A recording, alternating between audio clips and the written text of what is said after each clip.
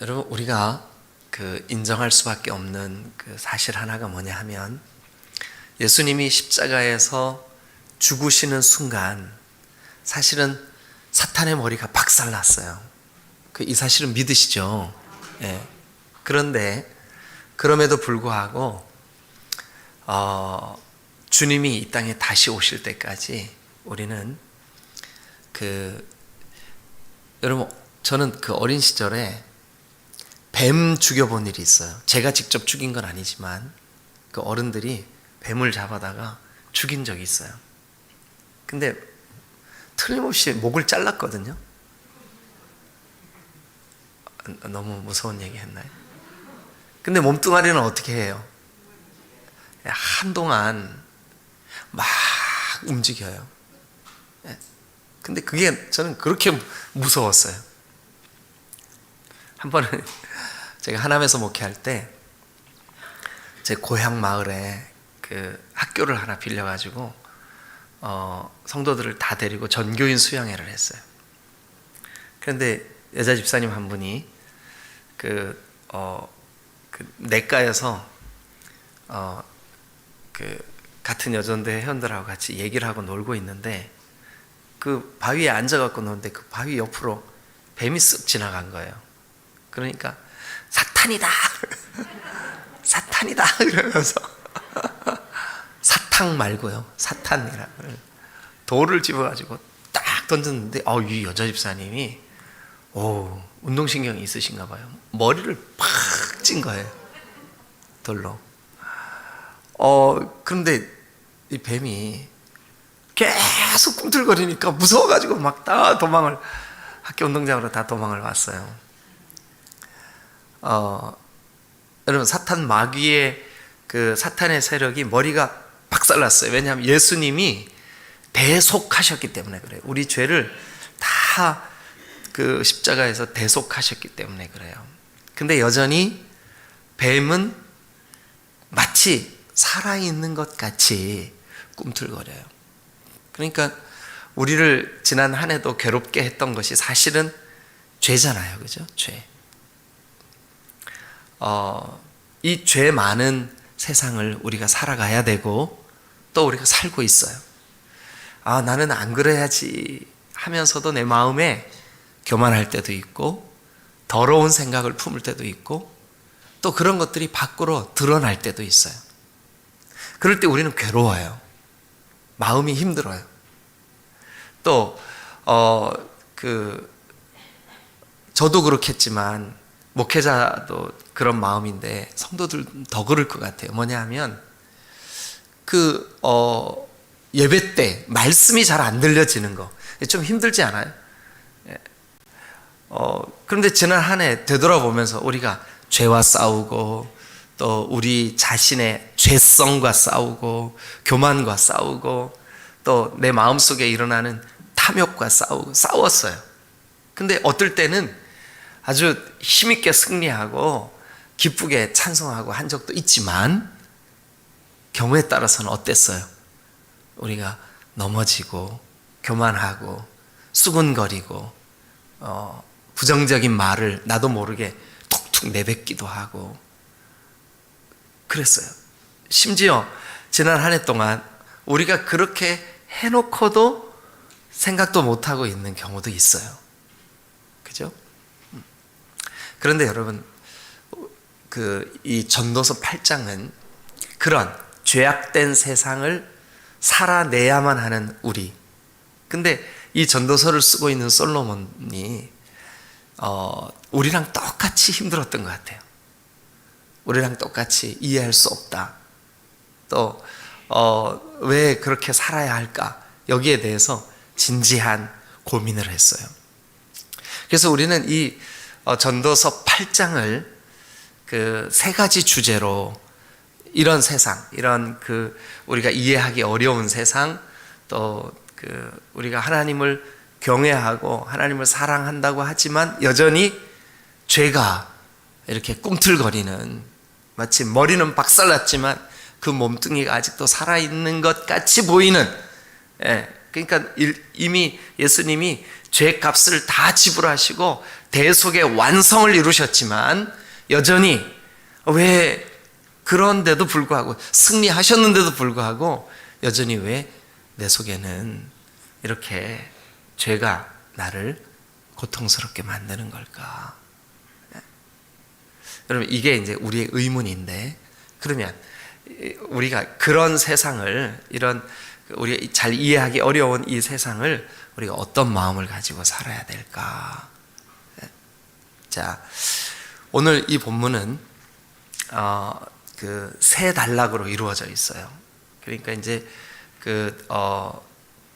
여러분들이 가지고 계신 성경을 이렇게 보시면 일단은 여러분 우리가 그 문단을 나누어 준 친절하게도 나누어 준 동그라미가 세 단락을 나눴죠, 그죠? 1절부터 8절까지 그리고 이제 9절부터 13절까지로 이렇게 되어 있는데 사실은 1절부터 8절까지 나누어지고 그 다음에는요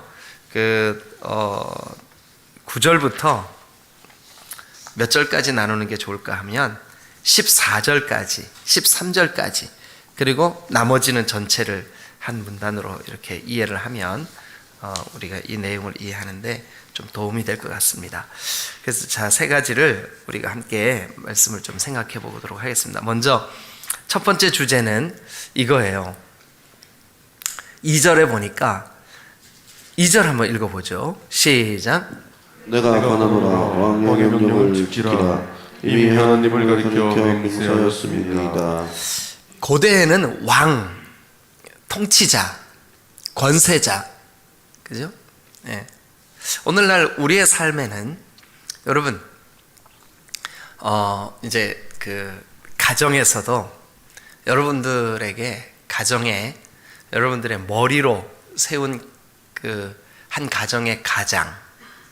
근데 여기 이제 남자분들보다 여자분들이 많이 나와 계시니까 그 가장들이 언제나 옳아요, 틀려요? 옳을 때가 많아요, 틀릴 때가 많아요? 옳을 때가 많긴 하겠지만 그래도 틀릴 때도 있어요, 없어요? 네, 있어요. 근데 남편이 항상 존경스럽죠. 네. 결혼한 지 10년 넘었는데 아직도 남편이 신비로우면 여러분 안과에 좀 가보셔야 돼요. 치명적으로 눈에 질병이 있을 가능성이 있어요. 한 20년쯤 지났는데 아직도 남편을 볼 때 설레면 여러분 심장 질환이 있을 가능성이 커요. 30년이 지났는데도 손을 잡으면 아직도 떨리면 여러분 품기가 좀 있는 거예요. 그죠? 아니 하나님이 머리로 세우셨는데 존경스러운 마음보다는 좀 어떨 때 우리 남편은 왜 저러지? 이럴 때가 솔직히 더 많아요. 그런데도 하나님이 성경 여러 곳에서 남편을 나의 머리로 세우셨다고 그렇게 말씀하고 있어요. 그게 우리의 고민이에요. 그죠?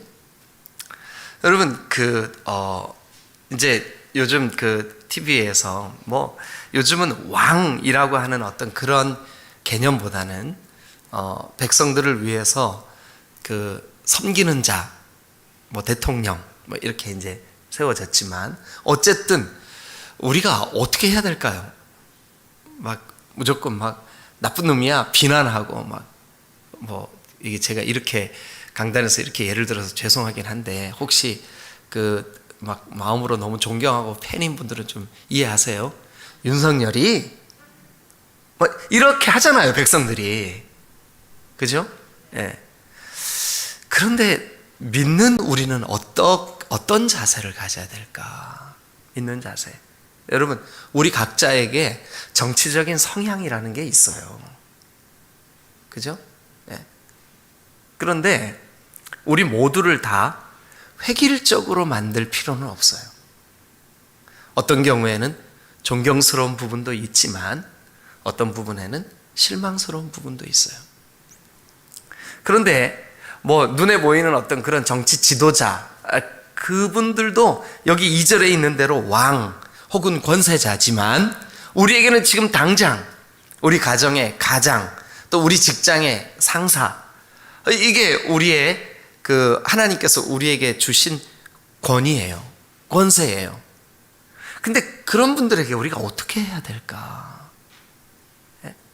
일단 성경을 한 곳 좀 찾겠습니다. 자, 로마서 13장 1절.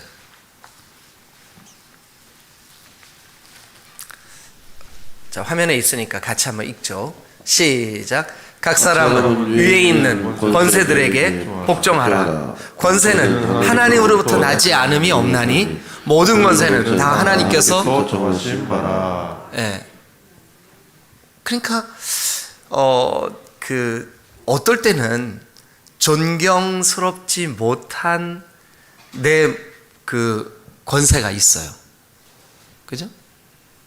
남편, 직장상, 어떨 때 직장 상사, 마음속에 이런 생각이 들 때, 야, 진짜 저 사람은 인간도 아니야. 아니, 솔직하게 그럴 때가 있어요, 없어요? 있어요. 또 실제로 우리 성도들 중에 그런 고민으로 존경이라는 마음이 들지도 않을 뿐만 아니라 자기 위에 있는 직장 상사가 너무 자기를 상처를 주고 고통스럽게 만들어서 내가 정말 어떻게 해야 될지 모르겠다. 직장을 때려쳐야 될지 어떻게 해야 될지 모르겠다고 이렇게 고민하시는 분들이 있어요. 그런데 여러분, 성경은 우리에게 뭐라 그러냐 하면 네가 네 위에 세워놓은 권세에게 복종하지 못하면서 어떻게 하나님께 복종할 수 있겠냐. 이게 성경의 가르침이에요. 그럼 이제 여러분 이런 질문을 할 거예요. 아니, 정당치 못한데도요? 이렇게 질문할 거예요. 정당치 못할 때가 너무 많잖아요. 그죠? 예. 정당치 못할 때가 너무 많아요. 그런데 여러분, 우리는 하나님이 우리의 절대 권세예요. 절대 권위예요. 하나님께 우리는 순종해야 돼요. 순복해야 돼요. 그래서 때때로 오늘 여기 성경의 가르침대로라면 1절 한번 같이 읽겠습니다. 1절. 자, 다 같이 시작. 누가 지혜자와 같으며 누가 사물의 이치를 아는 자느냐. 사람의 지혜는 그의 얼굴에 광채가 나게 하나니 그의 얼굴에 사나운 것이 변하느니라. 그냥 인상 자체가, 얼굴이 싸나운 사람들 있죠.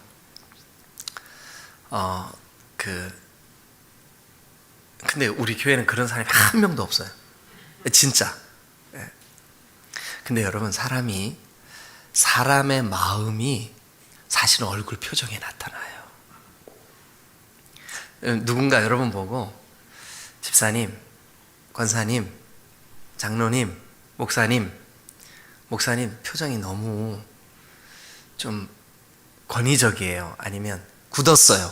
아니면 좀 딱딱해요. 이런 말을 한 번이라도 2022년에 한 번이라도 들으신 분들은 진지하게 하나님 앞에, 하나님, 제 얼굴에 제 속마음이 드러나는데 제가 여기 지금 8장 1절에 보니까 얼굴에 광채가 나게 하나니 그의 얼굴에 싸나운 것이 변하느니라.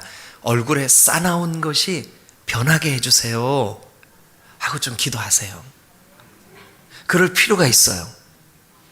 종종 나는 그런 의도가 전혀 없는데 내 얼굴 표정에 교만한 모습이 비춰진다 그러면 여러분, 그거요, 좀 정말 고민할 필요가 있어요. 하나님, 성경에 솔로몬이 네 얼굴 표정에 네 마음이 드러나. 싸나운 게 좀 변해야 돼. 교만한 어떤 태도가 좀 변해야 돼. 온유하지 못한 모습이 좀 부드러워져야 돼. 네 얼굴에 자꾸 분노가, 눈빛이, 우리 대화 나누다 보면 눈빛이 갑자기 막 힘이 이렇게 들어갈 때가 있잖아요. 그런 게 별로 좋지가 않대요. 그러면서 이 성경이 우리에게 세 가지를 알려줘요. 뭐를 알려주냐 하면, 첫째는 여러분 2절에 내가 권한다. 내가 이렇게 권해. 뭐라고요? 왕의 명령을 지켜.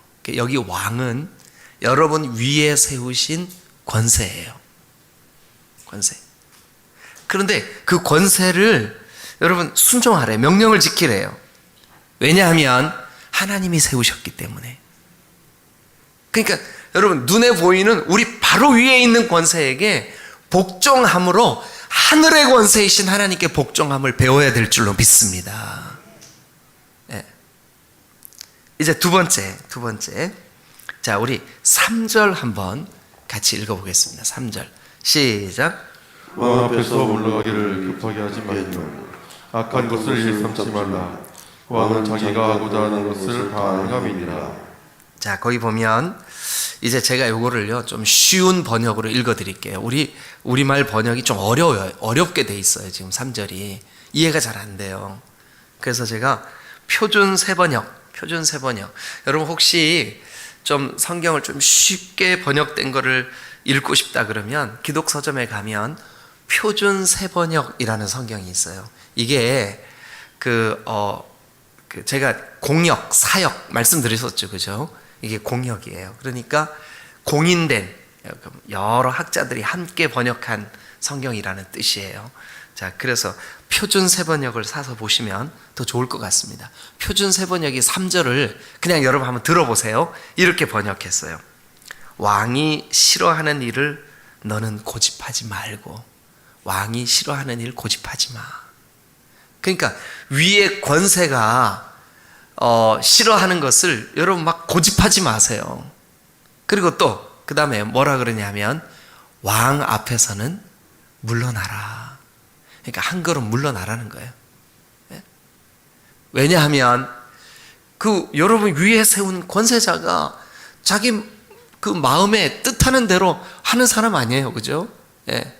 그러니까 우리는 하나님이 우리 위에 세운 그 왕이 싫어. 그러니까 이제 여기는 왕이라 그랬지만 여러분 제가 서두에 여러분들에게 권세가 있다고요. 남편이든 또 직장 상사든 누구든 간에 여러분들의 윗사람 앞에 여러분들의 그 자기 주장을 고집하지 말고 왕 앞에서는 물러서라는 거예요.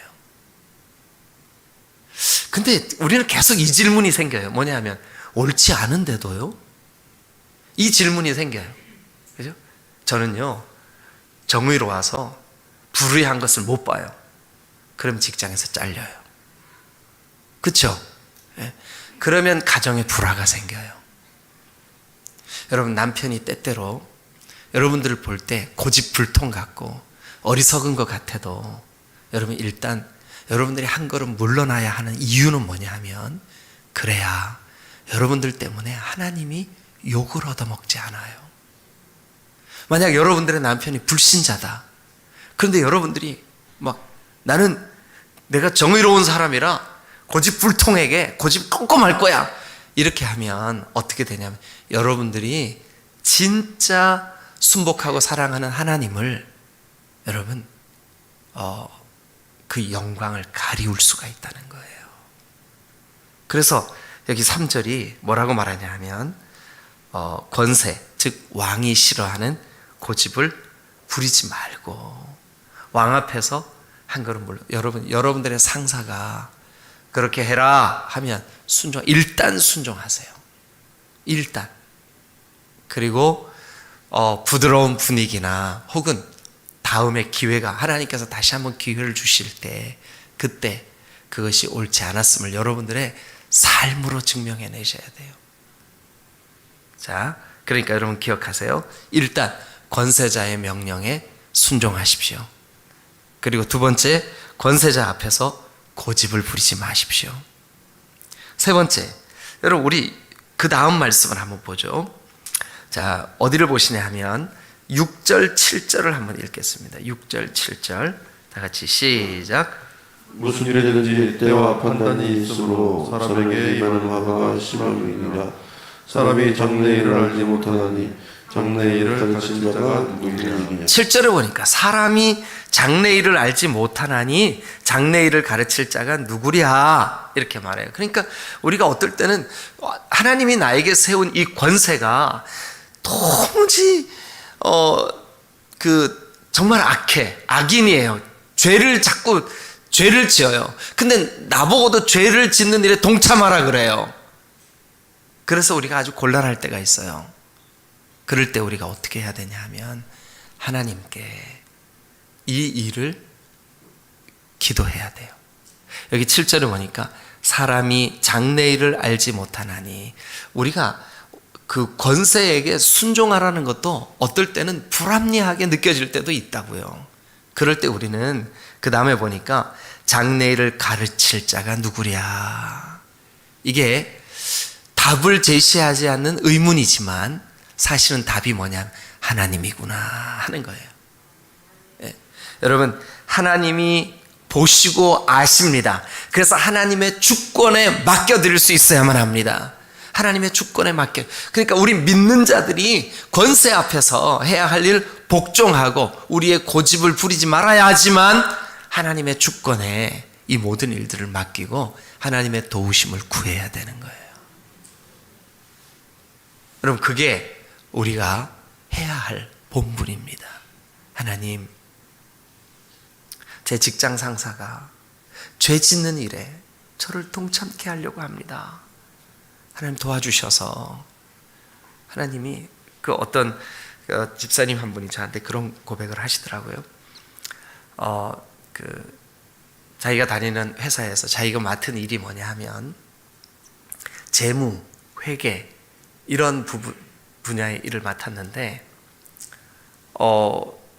그 직장 상사가 그리고 또 사장님이 이걸 자꾸 이렇게 그 이중장부를 만들어 가지고 그 탈세를 하려고 자꾸 그러는 거예요.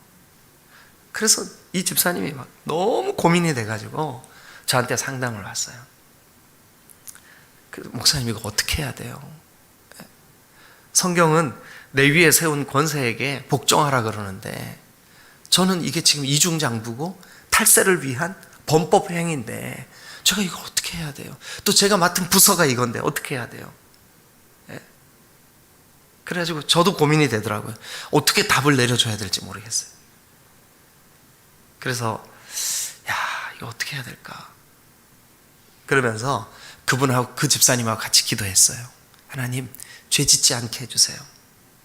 그러면서 동시에 하나님이 세운 권세에 순종하는 법도 배우게 해주세요. 무슨 일이 있었냐면 이제 그 장부를 제출을 해야 돼요. 근데 이제 물론 그 집사님이 그 장부를 만드는 일이나 이런 일들에 참여하지는 않았어요. 그런데 그 존재 자체를 알아요. 그래서 막 너무 고민이 되는 거예요. 그런데 이 집사님이 그 일이 고민이 되니까 작정해서 기도하기 시작했어요. 그래가지고 그 피곤하고 힘든데도 새벽에 하나님 앞에 시간을 정해놓고 자기 직장 또 상사 그리고 자기가 죄짓지 않기 위해서 기도를 했어요. 근데 무슨 일이 벌어졌냐 하면 여러분, 그 장부를 제출하기 전에 그 세무사에서 거기에 세무감사가 나온 거예요. 그리고 우리 집사님은 그 일에 그거를 제출을 하지 않게 됐고 그 일에 관계가 없도록 하나님께서 그거를 길을 이렇게 막아주셨어요. 그러니까 이분은 하나님, 제가 이 두 가지 갈등, 권세에 순종해야 하는 갈등과 하나님 앞에 죄짓지 않는 갈등, 하나님께 맡기는 이 갈등, 이 일에 제가 승리하게 해주세요. 여러분, 서두에 말씀드렸다시피 예수님께서 십자가에서 우리의 죄 문제를 해결하셨지만 여전히 우리는 이 죄가 꿈틀거리는 세상을 살아야만 하는 이 갈등. 여러분, 만약 여러분들의 머리 위에 주님이 세워주신 권세가 옳지 않을 경우에 우리가 해야 할 일이 뭐냐 하면 기도해야 할 일이죠. 하나님을 절대적으로 신뢰해야 되는 거죠. 그리고 하나님 앞에 구해야 되는 거예요. 하나님, 제가 범죄치 않게 해주세요. 하나님, 제가 옳지 않은 일에 가담하지 않게 해주세요. 그 집사님이 시간이 지나서 어떻게 됐냐 하면 이중장부와 탈세하려고 했던 것이 다 드러났어요. 근데 이 집사님이 끝까지 정직하고 진실되게 하려고 했던 그의 행동도 드러났어요.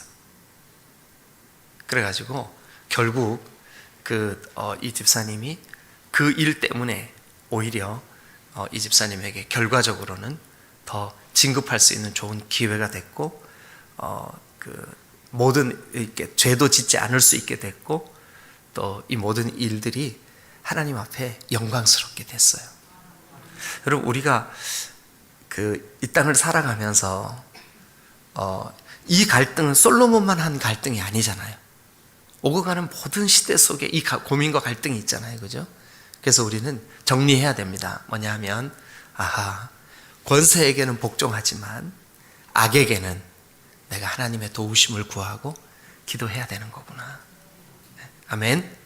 자, 두 번째 주제로 넘어가겠습니다. 지금 시간이 좀 많이 가서 우리가 이 불공정한 세상을 어떻게 살아야 할까? 그게 이제 9절부터 쭉 나오는 말씀이에요.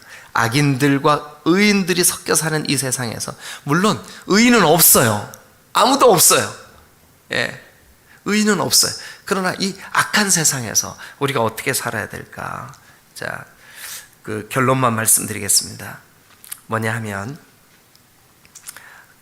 스페인의 격언 중에 이런 말이 있어요. 인간들이 만든 법은 거미줄과 같다. 인간들이 만든 법은 거미줄과 같다. 거미줄은 파리는 잡지만 독수리는 잡지 못한다. 근데 이 세상도 그런 것 같지 않아요? 예, 진짜 큰 어마어마한 범죄를 저지른 사람 못 잡아. 왜냐하면 그가 권력을 갖고 있으니까. 근데 애매한 서민들의 그 작은 파리, 그런 것만 다 잡아. 이게 법이라는 거예요. 인간이 만든 법의 이게 함정이라는 거예요. 우리가 그런 세상을 살아야 돼요. 그럴 때 우리 어떻게 해야 될까? 자, 10절 같이 한번 읽겠습니다. 다 같이 읽겠습니다. 시작. 그러되 내가 본즉 악인들은 장사 지낸 바대로 거룩한 곳을 떠나 그들이 그렇게 행한 성읍 안에서 잊어버린 바 되었으니 이것도 헛되도다. 네, 이것도 지금 10절도 조금 어려운데 표준 세번역으로 한번 제가 다시 읽어보겠습니다. 여러분 한번 들어보세요. 또 앞에 화면에 있습니다. 나는 악한 사람들이 죽어서 무덤에 묻히는 것을 보았어요. 악한 사람들, 저 사람 틀림없이 악해. 막 아주 교묘하게 법을 피해가지고 죄를 짓는 걸 내가 틀림없이 알아.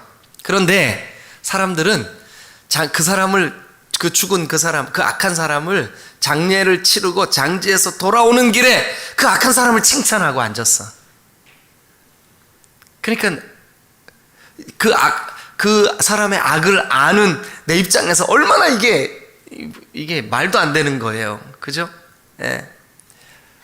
그것도 칭찬하고 앉았는 곳이 다른 곳도 아닌 바로 그 악한 사람들이 평소에 악한 일을 하던 바로 그 성읍, 거기에서 그 악인을 칭찬하고 있다고요.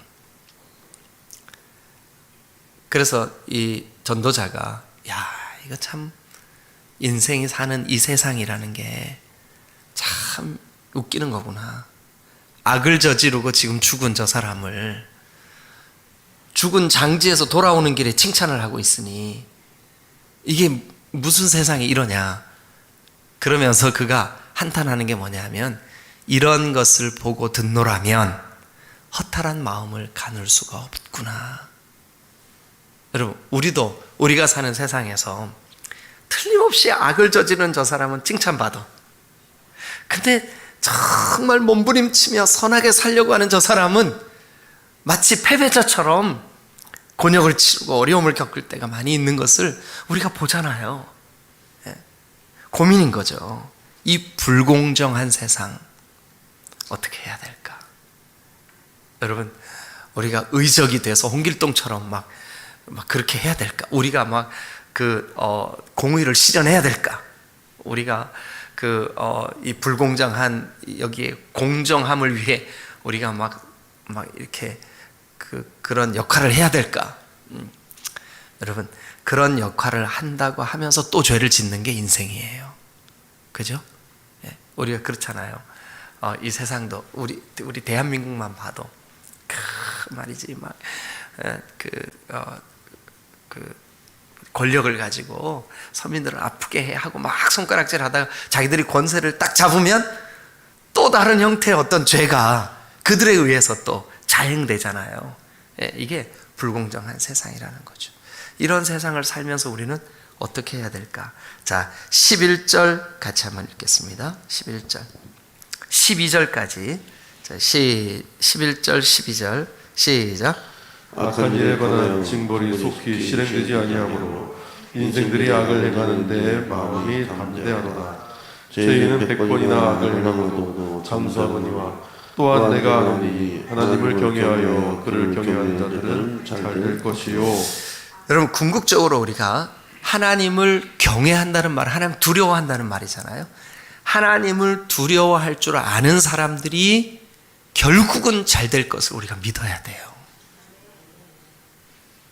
이 불공정한 세상을 살면서 우리가 이 불공정한 세상 때문에 이 세상이 왜 이렇게 불공정해, 원망하고 불평하고 부정적인 마음으로 우리 스스로를 상처를 받고 그렇게 살아가지 말고 하나님의 그 신실함을 우리가 경외하고 하나님을 두려워하면서 하나님 앞에 정직하고 정결하게 살아가는 수밖에 다른 방법이 없다는 거예요. 오늘 성경이 저와 여러분들에게 하나님을 두려워하는 하나님의 백성들이 결국 잘 될 것이라는 믿음 가지라는 거예요. 여러분, 이 믿음 가지시기를 주님의 이름으로 축원합니다. 네. 오늘 말씀 여기서 마무리하겠습니다. 세 번째 주제는 여러분들도 한번 묵상해 보세요. 여러분, 두 번째 주제까지. 자, 우리가 이 불공정한 세상을 어떻게 해야 될까? 불공정하다고 상처받고 좌절하고 그냥 일손을 놓고 그냥 낙심한 채 그렇게 패배자로 살아야 될까? 아니요. 하나님을 두려워할 줄 아는 마음으로 하나님 앞에 선을 행하며 그렇게 살아가라는 거예요. 다른 사람들이 악을 행할 때, 우리가 불공정할 때, 우리가 저 악을 행하는 사람이, 그 사람이 죽어서 장례를 치르고 돌아오는데 엉뚱하게도 그런 악한 사람을 칭찬하고 앉아있는 이 불공정한 세상에 산다 할지라도 너무 거기에 매몰되지 말고 하나님을 경외함으로, 하나님을 두려워할 줄 아는 사람이 결국 하나님이 복을 주실 거야 라고 하는 사실을 믿음으로 승리하며 사시기를 주님의 이름으로 축원합니다. 이게 오늘 아침, 저는 오늘 두 주제밖에 못했어요. 여러분 위에 세운 권세 앞에 우리가 어떻게 해야 될 것이냐, 불공정한 세상을 우리가 어떻게 해야 될 것이냐. 이 본문도 사실은 명쾌한 답을 뒤로 보류해요. 12장으로 가야 답이 나와요. 그럼에도 불구하고 오늘 우리가 8장을 나누면서 하나님, 저의 마음에 하나님 경외하는 마음 주세요. 여러분, 오늘 하루 그런 믿음으로 사는 여러분 되시기를 주님의 이름으로 축원합니다. 기도하시겠습니다.